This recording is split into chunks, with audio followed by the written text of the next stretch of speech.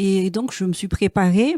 Et avant d'y aller, en fait, le Saint-Esprit m'avait déjà donné un verset qui est dans Jean 7, 37, 39, en fait, où, Oui. voilà, si je lis ce que Jésus a dit, c'est si quelqu'un a soif, qu'il vienne à moi et que celui qui croit en moi boive, comme, comme dit l'Écriture, des fleuves d'eau vive jailliront de lui.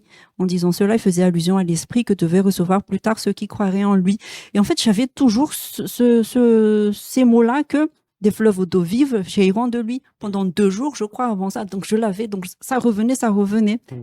Et je pense que ça me mettait dans des prédispositions, dans des dispositions à recevoir le baptême du Saint-Esprit. Et le vendredi, donc j'y suis allée. On y était, donc il y avait les personnes qui accueillaient, et puis il y avait 2 autres sœurs en Christ qui étaient là, donc on était vraiment en toute intimité. Et ils ont expliqué que dans cette cellule-là, en fait, le Saint-Esprit agissait librement et que il venait sur qui il voulait, en fait, et que c'était vraiment spécifique pour. Ils voyaient des baptêmes de Saint-Esprit presque quasi à chaque cellule. D'accord.